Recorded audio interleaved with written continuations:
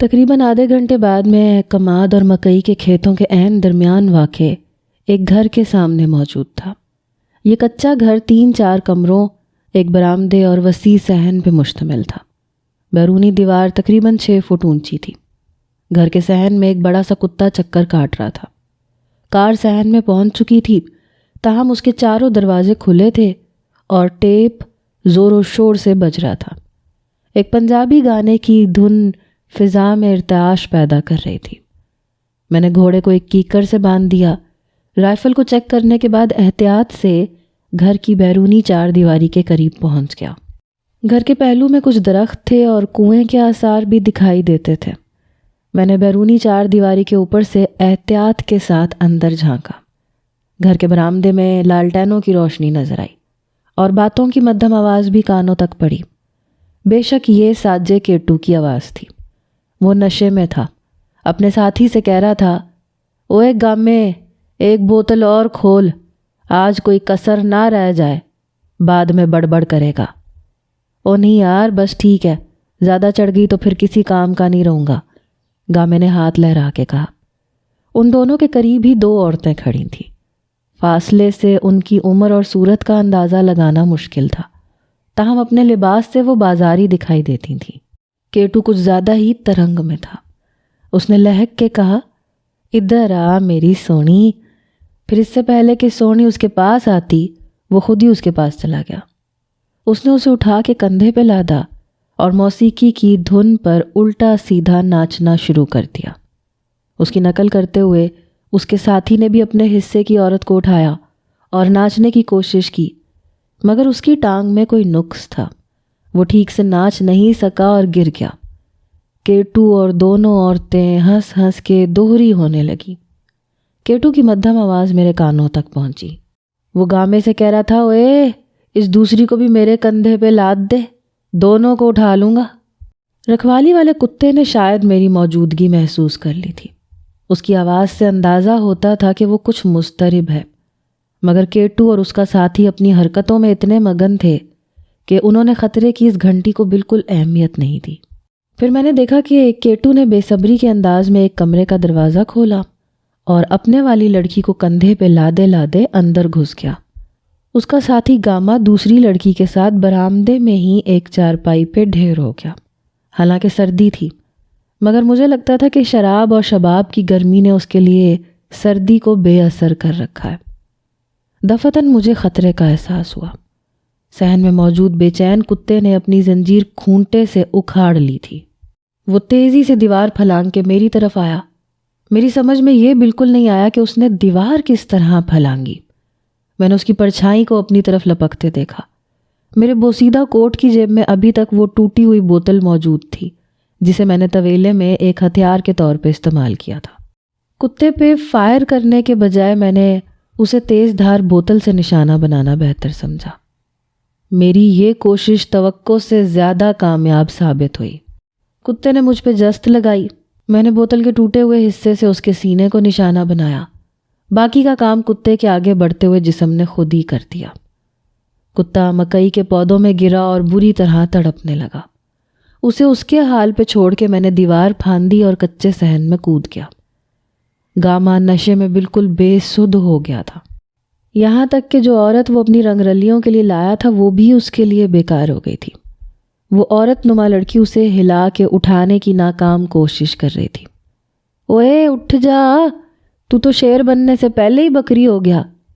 Gama چارپائی پہ اوندھے منہ پڑا تھا۔ یہی وقت تھا جب اس عورت نما لڑکی نے گھوم کے عقب میں دیکھا۔ میں رائفل بدست اس کے سامنے کھڑا تھا۔ اس نے چلانے کے لیے منہ کھولا مگر میں بالکل قریب تھا۔ میں نے رائفل کی لمبی نال اس کے منہ میں ڈال دی۔ خبردار، آواز نہ نکالنا، میں نے کہا۔ میرے لہجے کی وحشت نے اسے جیسے ہپنوٹائز کر دیا۔ گاما اس کی گود میں سر رکھے غفیل ہو چکا تھا۔ میں نے کہا، چلو اترو چارپائی سے۔ وہ لرزتی کانپتی اتر گئی۔ رائفل کی نال اس نے دونوں ہاتھوں سے پکڑ کے منہ سے نکال دی تھی۔ 4 دیواری سے باہر کھیت میں کتا جان کنی کے مرحلے سے گزر رہا تھا۔ اس کی مدھم آوازیں برآمدے تک پہنچ رہی تھیں۔ میں نے اس 27-28 سال کی جوان سال عورت کو دھکیل کر ایک کمرے میں بند کر دیا۔ اس کے بھڑکیلے لباس اور میک اپ سے عیاں تھا کہ وہ بازاری ہے۔ اگر آواز نکالو گی تو کل کا سورج دیکھنا نصیب نہیں ہوگا۔ میں نے رائفل اس کی گردن میں دھساتے ہوئے کہا۔ اس نے اس بات میں سر ہلا کے اپنی اطاعت مندی کا یقین دلایا۔ وہ مسلسل کانپ رہی تھی۔ رائفل کی نال کی رگڑ سے اس کے تالو سے خون بہنا شروع ہو گیا تھا۔ وہ اپنے دوپٹے سے مسلسل ہونٹوں تک آنے والا خون پونچھ رہی تھی۔ اسے کمرے میں بند کر کے میں دوسرے کمرے کی طرف بڑھا۔ ایک نہایت زوردار لات مار کے میں نے لکڑی کا یہ دروازہ کھول دیا۔ آہنی کنڈی اکھڑ کے دور جا گری۔ سامنے لالٹین کی روشنی میں ڈرامائی منظر نظر آیا۔ لڑکی اریاں تھی اور کیٹو نیم اریاں۔ رنگین پایوں والی چارپائی پر چادر کی جگہ بہت سے نوٹ بکھرے ہوئے تھے۔ لڑکی زور سے چلائی۔ اس نے کچھ نوٹ اٹھا کے اپنے بالائی جسم کو ڈھانپنے کی کوشش کی۔ ظاہر ہے یہاں یہ نوٹ ہی چادر اور بچھونے کا کام کر رہے تھے۔ کیٹو کی آنکھیں حیرت سے پھٹی رہ گئیں۔ اس کے جسم پہ فقط ایک دھوتی تھی۔ میرے چہرے پہ ابھی تک ڈھاٹا تھا۔ وہ مجھے پہچاننے میں ناکام تھا، لیکن بھرائی ہوئی رائفل تو سبھی کے لیے قابل شناخت ہوتی ہے، اور اس سے نکلنے والی گولی کا مطلب بھی ہر ایک کو معلوم ہوتا ہے۔ کیٹو کو دیکھ کے میرے لیے اپنے آپ کو سنبھالنا مشکل ہو گیا۔ میں نے آگے بڑھ کے اس کے سینے پہ بڑی زور سے لات رسید کی۔ وہ اچھل کے دیوار سے ٹکرایا۔ قریب ہی اس کا پستول لٹک رہا تھا۔ ایک لہجے کے لیے محسوس ہوا کہ وہ پستول کی طرف لپکنا چاہ رہا ہے۔ میں نے اس کے پاؤں کے پاس فائر کیے۔ کیٹو دھماکے کے ساتھ اچھلا اور کئی قدم پیچھے ہٹ گیا۔ لڑکی زمین پہ بیٹھ گئی، میری طرف سے رخ پھیر کے قمیض پہننے لگی۔ میں نے آگے بڑھ کے دیوار سے کیٹو کا پستول اتار لیا اور کوٹ کی جیب میں رکھ لیا۔ کون ہو تم؟ بدحواسی کے سبب شاید کیٹو میری آواز پہچان نہیں سکا۔ تمہیں لالچ اور ہوس نے اندھا کیا ہوا ہے۔ تم کسی کو کیسے پہچان سکتے ہو؟ میں نے منڈاسا چہرے سے اتار دیا۔ ساجا کیٹو سختہ زدہ کھڑا رہ گیا۔ اگلے 1 منٹ میں نے کیٹو کی ساتھی لڑکی کو بھی کمرے میں بند کر دیا۔ کمرے میں ایک سلاخ دار کھڑکی کے سوا کوئی راستہ نہیں تھا۔ کیٹو کے ساتھ والی لڑکی ہاتھ جوڑ کے گھگی آئی۔ ہمارا کوئی قصور نہیں ہے جی، ہم تو پیٹ کی خاطر یہ سب کرتے ہیں۔ ہم مہینہ دیتے ہیں جی، کبھی ناغہ نہیں کیا۔ وہ اس بھتے کی بات کر رہی تھی جو غالباً پولیس والوں کو دیا جاتا تھا۔ میرا اندازہ تھا وہ مجھے سادہ کپڑوں میں کوئی پولیس والا سمجھ رہی ہے۔ میں نے انہیں خاموش رہنے کی ہدایت کی، دروازے کو باہر سے بند کر دیا۔ گاما بے سدھ تھا۔ میرا اندازہ تھا کہ وہ 1.5-2 گھنٹے سے پہلے اپنے حواس میں نہیں آئے گا، اور اگر ہم اس کے سرہانے ڈھول بھی پیٹتے رہے تو بھی وہ اسی طرح مردار بن کے پڑا رہے گا۔ دونوں عورتوں کی طرف سے مطمئن ہو کے میں نے کیٹو والے کمرے کا دروازہ کھولا۔ رائفل بالکل تیار حالت میں اور میری انگلی لبلبی پر تھی۔ کیٹو کا سارا نشہ ہرن ہو چکا تھا۔ وہ کسی مجرم کی طرح سر جھکائے پلنگ پہ بیٹھا تھا۔ یہ وہی پلنگ تھا جس پہ اس نے اپنی خود نمائی اور عیاشی کے لیے نوٹ بچھا رکھے تھے۔ کم ظرف لوگ ایسی حرکتیں اس وقت کرتے ہیں جب ان کے پاس اچانک کہیں سے بہت ساری دولت آ جاتی ہے۔ میں نے کہا کیٹو، مجھے اپنی آنکھوں پہ یقین نہیں آ رہا۔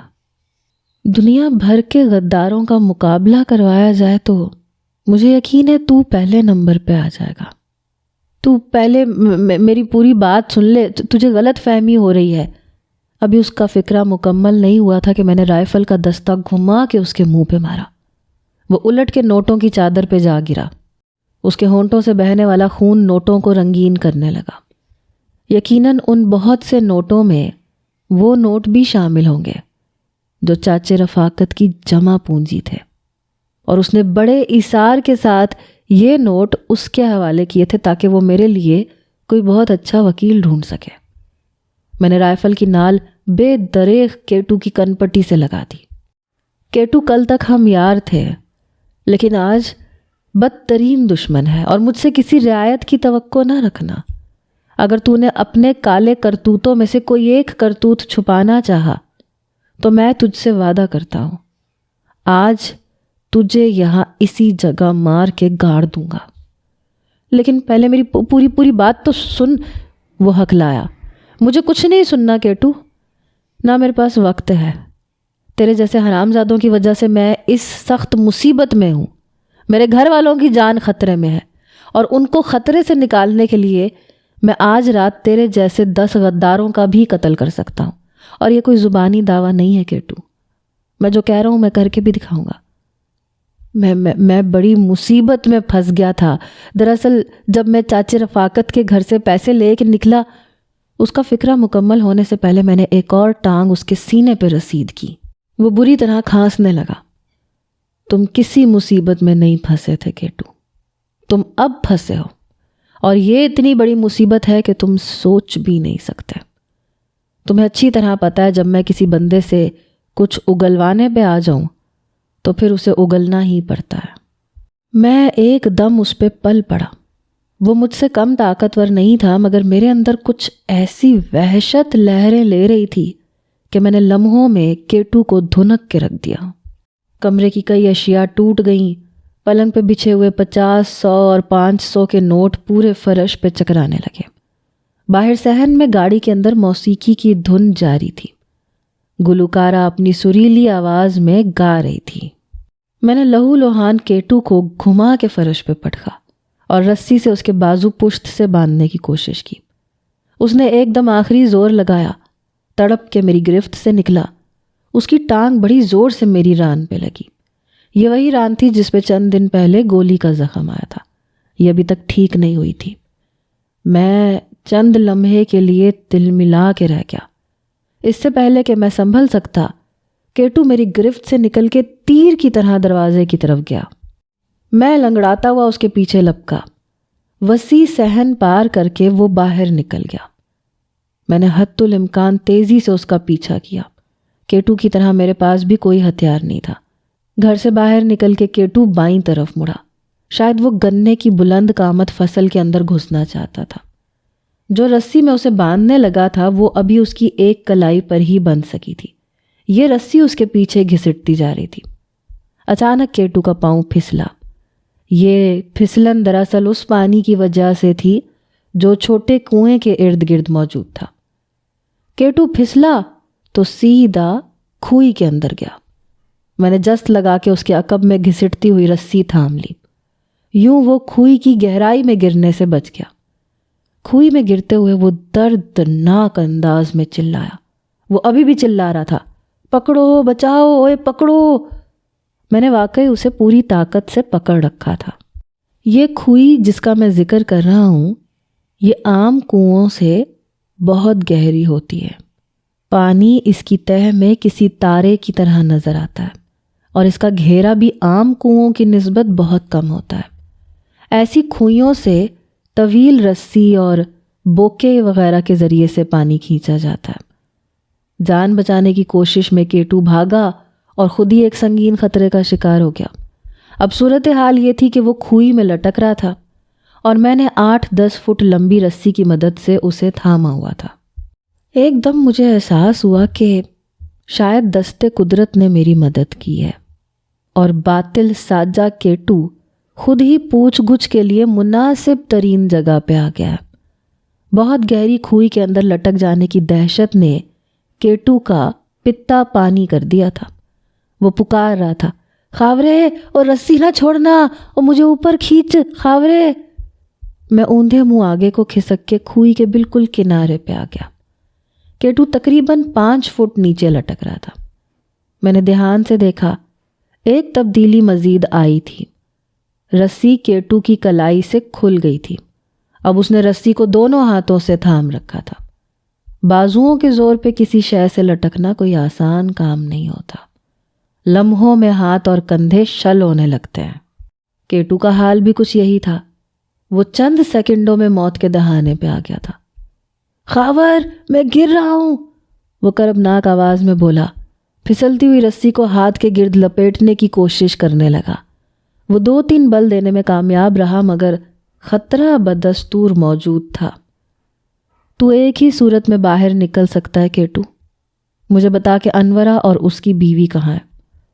تو انہیں کن کے کہنے پہ اختر کے گھر سے لے کے گیا تھا؟ میں انہیں بچانا چاہتا تھا۔ میں نے رسی کو ذرا اور ڈھیل دے دی۔ کیٹو ایک خوفناک جھٹکے سے مزید 3-4 فٹ نیچے گر گیا۔ اس کی آواز ذبح ہونے والے جانور سے مشابہ تھی۔ میں دھاڑا، کیٹو مجھے اصل بات بتا دے ورنہ تو جا رہا ہے نیچے، مجھے باہر نکالو، میں بتاتا ہوں تمہیں سب کچھ۔ نہیں کیٹو، یہ نقد و نقد کا سودا ہے، ابھی بتانا پڑے گا یا نیچے جانا پڑے گا۔ خدا کے لیے، کیٹو بلکا۔ اس کی آواز نے گونج کے کھوئی کی اتھا گہرائی بتائی۔ کھوئی کی چرخی ٹوٹی ہوئی تھی، اندازہ ہوتا تھا کہ یہ عرصے سے بند پڑی ہے۔ اس اتھا گہرائی میں زہریلی گیسیں جمع ہو جاتی ہیں اور نیچے جانے والے کم کم ہی اوپر آتے ہیں۔ کیٹو بھی اچھی طرح جانتا تھا کہ اس کے پاس مہلت نہایت کم ہے۔ زندگی پر سے اس کی گرفت کمزور ہوتی جا رہی تھی۔ میں نے بے رحم لہجے میں کہا، بتاؤ انورے اور آبدہ کو کس کے کہنے پہ اختر کے گھر سے غائب کیا تھا؟ مجھے چودھری عزیز نے کہا تھا۔ اب وہ کہاں ہے؟ وہ چپ رہا۔ میں دھاڑا، اب وہ کہاں ہے؟ وہ نہیں ہے، کیٹو نے جان کنی کے عالم میں جواب دیا۔ مار دیا ان کو؟ نہیں، میں نے نہیں مارا، میں بڑی سے بڑی قسم کھانے کو تیار ہوں۔ چودھری عزیز سے تیرا رابطہ کب سے ہے؟ میں سب کچھ بتا دیتا ہوں تجھے، مجھے اوپر آنے دے۔ میں نے رسی کو چند فٹ مزید چھوڑا۔ کیٹو کے چلانے کی آوازیں ہولناک تھیں۔ رات کے سناٹے میں یہ آواز کھوئی کی گہرائی سے نکل کے ایک عجیب تاثر پیدا کرتی تھی، جیسے کوئی بدرو نوحہ کر رہی ہو۔ میں نے اپنا سوال دہرایا۔ کیٹو نے بلکتی ہوئی آواز میں کہا، میرا رابطہ 2-3 سال سے تھا، خدا کے لیے اب مجھے باہر نکالو، میرے ہاتھ چھوٹ رہے ہیں۔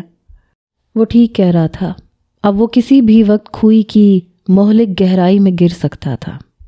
میں نے زور لگا کے اسے چند فٹ اوپر کھینچا، پھر اس کا ہاتھ تھام کے اسے باہر نکال لیا۔ وہ خشک پتے کی طرح لرز رہا تھا۔ میں نے اسے گریبان سے پکڑا اور گھسیٹتا ہوا واپس مکان میں لے آیا۔ اگلا آدھا گھنٹہ بہت انکشاف انگیز تھا۔ سب سے پہلا انکشاف تو یہ ہوا کہ میری والدہ اور بہن اب کیکریاں والی میں نہیں تھی، یعنی میرا کیکریاں والی جانا بالکل بیکار تھا۔ وہ دونوں واپس راجووال پہنچ چکی تھیں۔ کون لے کے گیا تھا انہیں؟ میں نے کیٹو سے پوچھا۔ کیٹو کے ہاتھ پشت پہ بندھے ہوئے تھے۔ بیگم بلکیس، ان کی سمجھ میں آ گیا تھا کہ اگر تمہاری والدہ اور بہن کیکریاں والی میں رہیں تو نمبردار آصف ان کا پیچھا نہیں چھوڑے گا۔ وہ راتوں رات بڑی خاموشی سے انہیں واپس لے گئی تھیں۔ سنا ہے کہ اس رات نمبردار نے ان دونوں کو وہاں سے اٹھوانے کا پکا منصوبہ بنایا ہوا تھا۔ چودھری اختر کے 2-3 ملازم بھی اس منصوبے میں شامل ہو گئے تھے۔ ان میں ایک مدثر نام کا لڑکا اور اس کا باپ بھی ہیں۔ اس حوالے سے کیٹو نے مجھے کچھ اور تفصیل بھی بتائی۔ اب میری سمجھ میں یہ بات آ رہی تھی کہ پرسوں رات نمبردار آصف اچانک سخت مایوس اور آگ بگولا کیوں ہو گیا تھا۔ اس نے کوٹھڑی میں گھس کے مجھے بے دریغ ہنٹڑوں سے پیٹا تھا اور بلکیس کو بھی بے نقد سنائی تھی۔ میں نے کیٹو سے پوچھا، چودھری عزیز میرا اتنا ہی دشمن تھا تو وہ میری والدہ اور بہن کی حفاظت کیوں کر رہا تھا؟ اگر وہ مجھے قتل کیس میں پھنسائے رکھنے کے لیے انورے اور اس کی بیوی کو وہاں سے نکالنے کا حکم دے سکتا تھا تو وہ میری والدہ اور عارفہ کو بھی ہر طرح کا نقصان پہنچا سکتا تھا۔ مجھے نہیں پتا کہ وہ ایسا کیوں کر رہا تھا۔ میں نے وہی کیا جو اس نے کہا تھا، نہ اس سے کم نہ اس سے زیادہ۔ یعنی تم اس کے حکم کے غلام تھے۔ لیکن کبھی تمہارے دماغ میں یہ بات نہیں آئی کہ میرا دشمن ہونے کے باوجود چودھری عزیز مجھے اور میرے گھر والوں کو پولیس سے کیوں بچا رہا ہے؟ کیٹو چند لمحے خاموش رہا۔ اس کے جسم کا لرزہ ختم ہونے میں نہیں آ رہا تھا۔ مجھے پتا تھا یہ سگریٹ کے بغیر مر رہا ہے۔ میں نے اس کی جیب سے نکلا ہوا سگریٹ سلگا کے اس کے ہونٹوں سے لگایا۔ اس نے 3-4 لمبے کش لیے۔ میں نے سگریٹ نکال کے ایک طرف رکھ دیا۔ وہ میرے سوال کے جواب میں بولا، جہاں تک میرا اندازہ ہے خاور، چودھری عزیز تجھے مروانا یا پکڑوانا نہیں چاہتا تھا۔ اس کی ایک ہی خواہش تھی کہ تو کسی طرح جاگیر سے چلا جائے، ہمیشہ کے لیے نظروں سے دور ہو جائے۔ ایسا کیوں چاہتا تھا وہ؟ میں اس بارے میں کچھ کہہ نہیں سکتا۔ ہاں مجھے یہ پتا ہے کہ نمبردار اور موکھل پاشا تمہارے خون کے پیاسے ہیں۔ اور اس کے ساتھ ساتھ تمہارے گھر والوں سے بھی ہر برے سے برا سلوک کر سکتے ہیں۔ اس بات کا مجھے تمہارے بغیر بتائے بھی پتہ ہے۔ مجھے وہ بات بتاؤ جو مجھے معلوم نہیں ہے۔ نمبردار آصف اور پولیس کو کیسے پتہ چلا کہ میری والدہ اور بہن کیکریاں والی میں اختر کے گھر پہ ہیں؟ مجھے اس کا کچھ نہیں پتہ۔ میں نے بس اتنا کام کیا جتنا چودھری عزیز نے مجھ سے کہا۔ میرا خیال ہے کہ ان دونوں کے بارے میں نمبردار کو بتانے والے اختر کے اپنے کارندے ہیں۔ شاید وہ لڑکا مدثر ہی ہو، وہ اختر کے گھر کی ہر بات جانتا تھا۔ میں نے اس بات میں سر ہلایا۔ اس جیسے غدار اور یار مار تو ہر جگہ موجود ہے۔ میرا طنز سیدھا کیٹو کے سینے میں لگا۔ اس کا رنگ کچھ اور بھی ہلدی نظر آنے لگا۔ کیٹو کے ساتھ تقریباً 1 گھنٹے کی جو گفتگو ہوئی اس کا خلاصہ یہ تھا کہ چودھری عزیز نے کوئی 2.5-3 سال پہلے کیٹو کو اپنے دام میں پھنسایا تھا۔ شروع میں کیٹو کا رابطہ بس انورے کے ساتھ تھا، بعد میں عزیز سے بھی ہو گیا۔ انورہ کیٹو کو مال کھلاتا رہا، اس کے ساتھ ساتھ عیاشی کے لیے بہترین سامان بھی مہیا کرتا رہا۔ ایک موقع پہ کیٹو نے چودھری عزیز سے 2 لاکھ روپے قرض لیا تھا اور یوں وہ پوری طرح اس کے شکنجے میں آ گیا۔ ہماری اندر کی بے شمار باتیں کیٹو کے ذریعے ہی انورے اور چودھری عزیز تک پہنچتی رہیں۔ کیٹو کا کردار صحیح معنوں میں یار مار کا تھا۔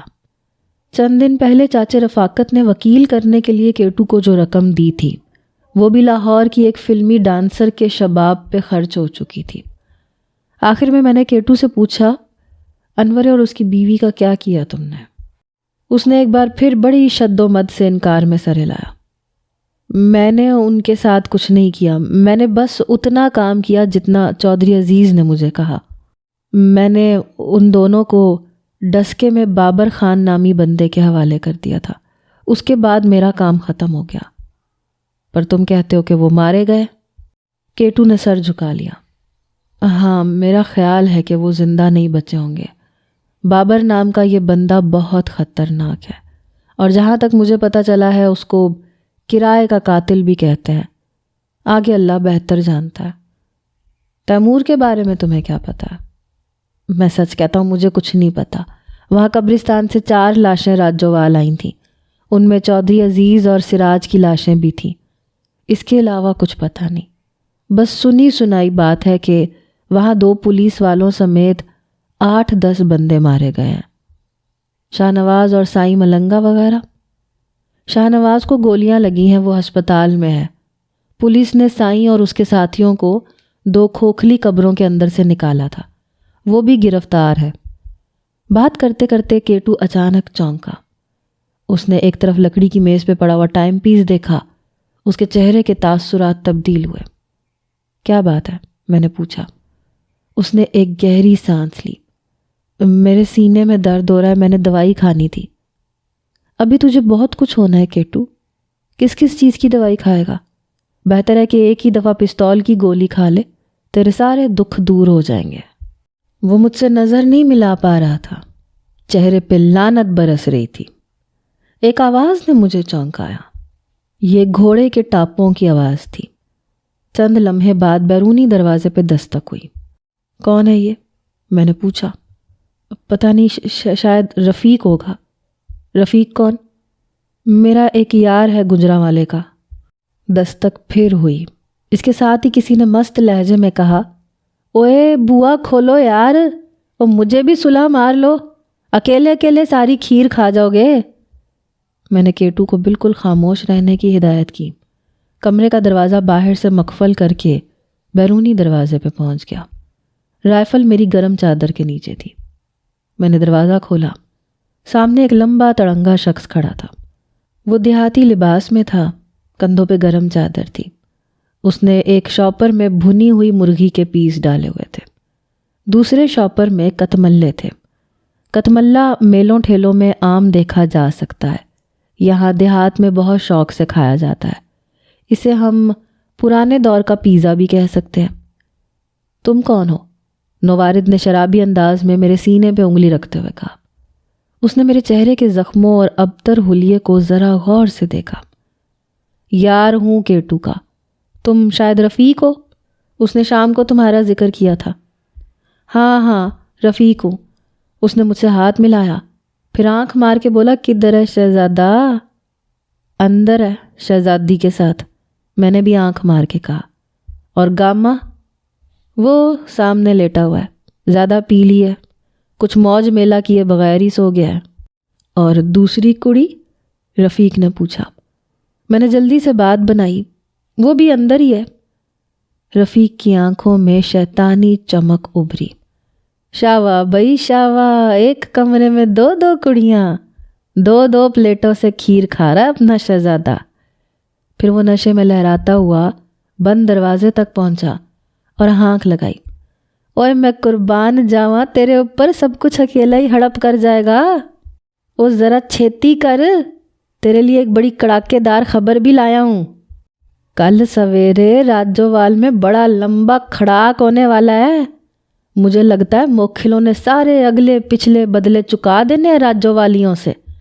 آجا ذرا جلدی، ویلا ہو کے باہر نکل۔ رفیق نے لوفرانہ انداز میں کہا۔ اسے اندر کی صورتحال کا کچھ پتہ نہیں تھا۔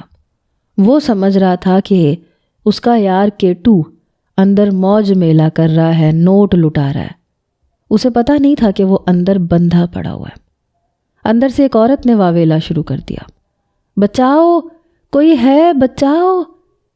نشے میں دھت رفیقے نے عورت کی اس پکار کو بھی موج میلے کا حصہ سمجھا اور ہاتھ لہرا کے کہنے لگا، اوئے ذرا ہاتھ ہولا رکھ، کھیر کو کھیر سمجھ کے کھا۔ پھر اس نے گامے کو ذرا جھنجھوڑا، جگانے کی کوشش کی۔ گاما بس کسمسا کے اور بڑبڑا کے رہ گیا۔ گامے کے قریب پڑی بوتل سے رفیقے نے شراب کے 2 گھونٹ مزید لیے اور برآمدے میں ایک چارپائی پہ آلتی پالتی مار کے بیٹھ گیا۔ اس نے راجووال کے بارے میں جو بات کہی تھی، اس نے میرے کان کھڑے کر دیے۔ میں نے اس کے قریب بیٹھ کے 2 سگریٹ سلگائے، ایک اس کے منہ سے اور دوسرا اپنے منہ سے لگایا۔ قریب رکھی ہوئی انگیٹھی گھسیٹ کے پاس کر لی۔ یہ راجووال کی کیا بات کر رہے تھے تم؟ میں نے رفیق سے پوچھا۔ وہ سنا ہے وہاں زبردست پھڈا ہونے والا ہے، تمہیں وہاں کے جھگڑے کا تو پتہ ہی ہوگا۔ بڑی دیر سے موکھلوں اور راجووالیوں میں مچھلی فارم والے رقبے کا معاملہ چل رہا تھا۔ اس رقبے کے معاملے میں تو راجووالیے جیت گئے، فیصلہ ان کے حق میں ہو گیا، مگر اب موکھلوں نے اس کا بدلہ دوسری جگہ سے لینے کا ارادہ کیا ہے، اور مجھے پکی اطلاع ملی ہے یہ ارادہ کل سویرے ہی پورا ہو جانا ہے۔ کیا کہنا چاہ رہے ہو؟ سویرے راجووال کے میلے کا آخری دن ہے۔ پیر فضل حق کے مزار پر اور میلے کی جگہ پہ موکھل بھی اپنا حق جتاتے رہے ہیں۔ 18-20 سال پہلے جب والی جی کا باپ زندہ تھا تو اس مزار کی ملکیت پہ کئی جھگڑے ہوئے تھے۔ 2-3 سال پہلے بھی اس معاملے پہ پنچایت بیٹھی تھی۔ اس وقت معاملہ ٹھنڈا ہو گیا تھا کیونکہ راجووال والے زور میں تھے۔ سالار شاہ خاور کا تو پتہ ہوگا تمہیں۔ میں نے اس بات میں سر ہلایا۔ وہ بات جاری رکھتے ہوئے بولا، ان دنوں سالار خاور بھی زور میں تھا، لوگ اس کے پیچھے تھے، اس کی آواز پہ سب ایک ہو جاتے تھے۔ پر اب تو بھٹا ہی بیٹھ چکا ہے۔ خاور پہ دوہرے قتل کا الزام ہے، وہ پولیس سے اور اپنے سسر سے چھپتا پھر رہا ہے۔ عام لوگ اس کا نام سننا بھی پسند نہیں کر رہے۔ موکھلوں کے لیے یہ بڑا چنگا موقع ہے۔ مجھے لگتا ہے اس بار انہوں نے راجووالیوں کو ادھیڑ کے رکھ دینا ہے۔ 6-7 دن پہلے جو کچھ ہوا اس کا پتہ ہے تمہیں؟ میں نے انجان بن کے نفی میں سر ہلایا۔ موکھلوں نے بڑی بے عزتی خراب کی راجووالیوں کی، ادھے پنڈ کو چھتر مارے، عورتوں کو گھسیٹا، ان کے بہت سارے ڈنگر چھین کے لے گئے۔ اب ان کا حوصلہ اور بڑھ گیا ہے۔ مجھے لگتا ہے اب مزار والی جگہ انہوں نے راجووالیوں کے پاس نہیں رہنے دینی۔ اب تو پولیس بھی پوری سائیڈ لے رہی ہے موکھلوں کی۔ میرے ذہن میں چلتی ہوئی آندھی تند و تیز ہو گئی، طوفان کی شکل اختیار کر گئی۔ جب میں نے سنا کہ موکھلوں نے راجووال پہ ہلہ بولا ہے اور مویشی وغیرہ ہانک کے لے گئے ہیں، مجھے یقین ہو گیا کہ اب وہ کوئی اس سے بڑی کارروائی کریں گے۔ اور آج رات یہاں اس نامعلوم 4 دیواری میں ایک ٹھٹھڑی ہوئی تاریکی میں یہ یقین درست ثابت ہو گیا۔ میرے دل نے پکار کے کہا، خاور تم اپنی زندگی کے ایک نازک ترین موڑ پہ کھڑے ہو۔ اگر تم اب کچھ نہ کر سکے تو بدترین پچھتاووں کے سوا تمہارے حصے میں کچھ نہیں آئے گا۔ جس جاگیری کی دیواروں کو تم نے اپنے خون پسینے سے اٹھایا ہے، جس کی خوشحالی اور بہتری کے لیے تم نے اپنی بہترین توانائیاں صرف کی ہیں، وہ جاگیر ٹوٹ پھوٹ کے تاراج ہونے والی ہے۔ جو تم نے ذرہ ذرہ کر کے جوڑی تھی، وہ ریزہ ریزہ ہونے والی ہے۔ وہ سارا اعتماد اور حوصلہ بکھرنے والا ہے جو پچھلے برسوں میں 1000 تکلیفیں سہ کے پورا پروان چڑھایا گیا تھا۔ میں یہ ہونے نہیں دوں گا۔ میں نے دل ہی دل میں تہیہ کیا، اگر اس کے لیے بہت بڑی قربانی بھی دینی پڑی تو دوں گا۔ رفیقے نے ایک بار پھر نشیلے انداز میں ہانک لگائی۔ اوے کیٹو، وہ کیا کھیر کی پوری دیگ کھا کے باہر نکلے گا؟ آجا، اب رات ڈھلنے والی ہے شہزادے۔ شہزادے نے کوئی جواب نہیں دیا۔ وہ دے بھی کیسے سکتا تھا؟ وہ کھیر نہیں کھا رہا تھا، وہ ہری مرچیں چبا رہا تھا، اور میں نے اسے سی سی کرنے سے بھی منع کر رکھا تھا۔ میں رفیقے کو مزید ٹٹولنا چاہ رہا تھا۔ میں نے کہا، سنا ہے نمبردار آصف خاور کی ماں اور بہن کو ڈھونڈتا پھر رہا ہے، بڑے خطرناک ارادے ہیں اس کے۔ ارادے تو واقعی خطرناک ہے، پر حق بات یہ ہے کہ بیگم بلقیس کی بھی تعریف کرنی پڑتی ہے۔ پہلی دفعہ لگا ہے کہ وہ جاگیر کی والی وارث ہے اور جاگیر کو سنبھال سکتی ہے۔ وہ اپنے پرانے یار کی ماں اور بہن کی حفاظت کا ذمہ لے چکی ہے، اور اب اس ذمے کو پوری ہمت سے نبھا رہی ہے۔ کیکریاں والی گاؤں میں نمبردار آصف نے بڑا زور مارا، پر بیگم نے اس کی ایک چلنے نہیں دی۔ دونوں طرف سے 3 بندے بھی مرے ہیں۔ جب بیگم نے دیکھا کہ خطرہ بڑھ گیا ہے تو وہ خود بھیس بدل کے کیکریاں والی پہنچی۔ خاورے کے گھر والوں کو بڑی ہوشیاری سے واپس راجوال لے گئی۔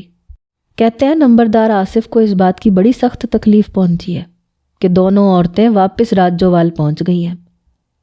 سنا ہے کہ بیٹی کی موت کے بعد آصف بالکل جنونی ہو گیا ہے، دیوانوں جیسی باتیں کرتا ہے، اور بے گناہ لوگ بھی اس کے ہاتھوں میں نقصان اٹھا رہے ہیں۔ او جی، کہنے والے تو یہی کہہ رہے ہیں۔ رفیقے نے سر ہلا کے تائید کی۔ شاپر میں سے بھنی ہوئی مرغی کی ران نکال کے چبانے لگا۔ وہ اس مصیبت سے بالکل بے خبر تھا جو میری صورت میں اس کے بالکل قریب موجود تھی۔ دفتن اندر سے پھر رونے چلانے کی آوازیں سنائی تھی۔ اس مرتبہ یہ آواز نسوانی نہیں، مردانہ تھی۔ یہ یقیناً ساجہ کیٹو تھا اور کسی مشکل میں تھا۔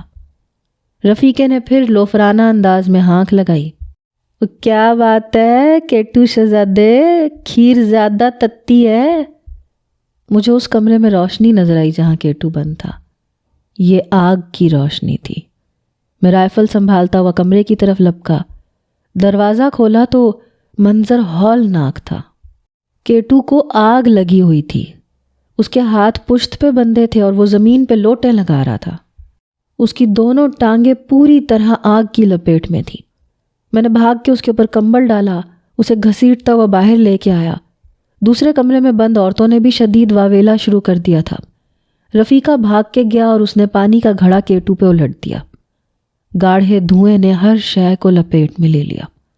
آگ اب پورے کمرے میں پھیل گئی تھی اور دوسرے کمرے کی طرف بڑھ رہی تھی۔ آگ میں وہ کرنسی نوٹ بھی جلنا شروع ہو گئے تھے جو کیٹو نے پورے کمرے میں بکھیر رکھے تھے، اور یہ سارے نوٹ اس کے نہیں تھے۔ ان میں چاچے رفاقت کی جمع پونجی تھی۔ میں دوبارہ کمرے میں داخل ہوا، بہت سے نوٹ جلنے سے بچا لیے۔ دوسرے کمرے میں دھواں جمع ہو گیا تھا، دونوں طوائفوں کے کھانسنے کی آوازیں آ رہی تھیں۔ میں نے دروازہ کھول دیا۔ وہ چلاتی ہوئی باہر نکلیں اور جدھر منہ اٹھا بھاگتی چلی گئی۔ میں نے انہیں روکنے کی ضرورت نہیں سمجھی۔ اس شور قیامت نے مردار پڑے گامے کو بھی جگا دیا۔ وہ ہکا بکا دم بدم پھیلتی آگ کو دیکھنے لگا۔ کچھ ایسی ہی حیرت اور ہراس کی کیفیت رفیقے کی آنکھوں میں بھی تھی۔ کیٹو کی دھوتی جل کر مکمل طور پہ ناپید ہو چکی تھی۔ اس کی دونوں ٹانگوں کا برا حشر تھا۔ وہ تڑپ رہا تھا۔ اوئے میں مر گیا، اوئے میرا کچھ کرو۔ اس کی پشت پہ بندھے ہوئے ہاتھ دیکھ کے فیقے کی حیرت میں کچھ اور اضافہ ہوا۔ وہ کانپتی ہوئی آواز میں بولا، میری سمجھ میں کچھ نہیں آ رہا، یہاں کیا ہو رہا تھا؟ تمہاری سمجھ میں نہ ہی آئے تو اچھا ہے، میں نے دانت پیستے ہوئے کہا۔ गामा बदहवासी में तड़पते हुए केटू के इर्द गिर्द नाच रहा था। उसकी समझ में नहीं आ रहा था कि क्या करे। केटू की उरियां टांगों से चर्बी बह रही थी। अब इसका क्या करना है? रफ़ीके ने फटी फटी आवाज़ में मुझसे पूछा। साथ साथ वो केटू के हाथों से अध जली रस्सी खोलने की कोशिश कर रहा था। मैंने कहा बेहतर तो ये है कि इस पे थोड़ा सा और तेल डाल के इसे आग ही लगा दें, और अगर दिल नहीं मानता और यारी जोश मारती है तो फिर डालो किसी रेड़े पे और ले जाओ किसी अस्पताल। मेरे लबो लहजे ने गामे और रफ़ीके को कुछ और शशदर कर दिया। वो भौंच के दिखाई देने लगे। केटू के हाथों की अध खुली जली रस्सी और कमरे में टूटी हुई लालटेन देख के मुझे अंदाज़ा हुआ कि केटू ने अपनी फितरत के मुताबिक होशियारी दिखाने की कोशिश की थी। उसने पहले लालटेन की चिमनी तोड़ी, फिर अपने हाथों की रस्सी को लालटेन की लौ से जलाने की कोशिश की। इस दौरान में लालटेन उलट गई और पास रखे हुए लिहाफों और करेंसी नोटों वगैरह ने आग पकड़ ली। अब केटू की हालत देख के अंदाज़ा हो रहा था कि वो मुश्किल ही बच पाए, और अगर बच भी गया तो 1 या 2 टांगों का नुकसान तो हो जाएगा। आग फैलती जा रही थी। गामा और रफ़ीका अपने यार को उठा के आग से दूर ले जा रहे थे। मैं खामोशी से गन्ने के खेतों में दाखिल हो गया। मेरा रुख अपने घोड़े की तरफ था जो खेतों से पार बंधा हुआ था। मुर्दा कुत्ते के पास से गुजर के मैं घोड़े की तरफ बढ़ता चला आया। आग की रोशनी दूर तक फैल रही थी। उस सुर्ख रोशनी में धुएं के बादल भी शामिल हो रहे थे। यकीनन खेतों में काम करते इक्का दुक्का मजदूर इस आग को देख चुके होंगे और अब किसी भी वक्त यहाँ पहुँचने वाले थे। मैंने करेंसी नोट एक बड़े रुमाल में बांध के अपनी कमर से बांध लिए और घोड़े पे सवार हो गया। तकरीबन 1 घंटे बाद मैं एक दोराहे पे खड़ा था।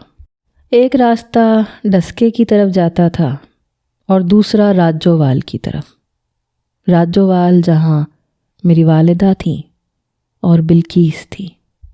मगर दूसरी तरफ मैं देखता था कि मैं खुद एक बेवसीला शख्स का रूप धार गया हूँ। मुझे दोहरे कत्ल के इल्ज़ाम का सामना था। पुलिस मेरा पीछा कर रही थी। मेरे ससुराली मेरे खून के प्यासे थे और अभी तक अपनी बेगुनाही का कोई सबूत मैं हासिल नहीं कर सका था। मैं जानता था निहायत ठोस सबूतों के बग़ैर मैं मुजरिम हूँ, कानून की नज़र में भी और जागीर के आम लोगों की निगाह में भी। हकीकत तल्ख थी, लेकिन हकीकत यही थी कि आम लोगों की निगाह में मैं वक़्त खो चुका हूँ। बहुत कम लोग होंगे जो अभी भी मेरे लिए दिल में नरम गोशा रखते होंगे। तो फिर क्या करूँ, किस तरफ जाऊँ? अगर मैं जागीर जाता और फिर जागीर के लिए कुछ ना कर सकता तो ये दोहरा नुकसान था। फिर क्या करूँ? क्या अभी चंद दिन एक तरफ रह के हालात का रुख देखूँ? ये जानने की कोशिश करूँ कि अनवरा और उसकी बीवी ख़त्म हो चुके हैं या ज़िंदा हैं, और बिलफ़र्ज़ अगर ज़िंदा हैं तो कहाँ हैं? जहन ने फिर खुद ही इस ख्याल को रद्द किया। ऐसा करना मुश्किल था।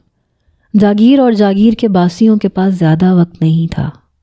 मैं कुछ देर तक हाँपते हुए घोड़े पे सवार खामोश खड़ा रहा। मेरी आंखें बंद थीं। फिर एक कशिश, एक नामालूम कशिश मुझे अपनी तरफ खींचने लगी। ये वही कशिश थी जो मेरी ज़िंदगी की सबसे बड़ी तवानाई बन चुकी थी। ये सही थी, गलत थी या बहुत बड़ा गुनाह थी, लेकिन जो भी थी ये मौजूद थी, आज भी पहले दिन वाली आबोताब और ताकत के साथ। और ये वही कशिश थी जो किसी रुकावट, किसी मजबूरी और किसी दलील को नहीं मानती। ये कच्चे घड़े पे तैरती है और अमर हो जाती है। ये आग में कूदती है और उसे गुलजार बनाती है। ये जहर का प्याला पी के जीना सिखाती है। ये शीशे से पत्थर को तोड़ने का दावा करती है और फिर तोड़ती भी है। मैंने एक तवील सांस ली, सब ख्यालों को जहन बदर किया, घोड़े की लगामें मोड़ी और बरक रफ्तारी से राजोवाल की तरफ रवाना हो गया।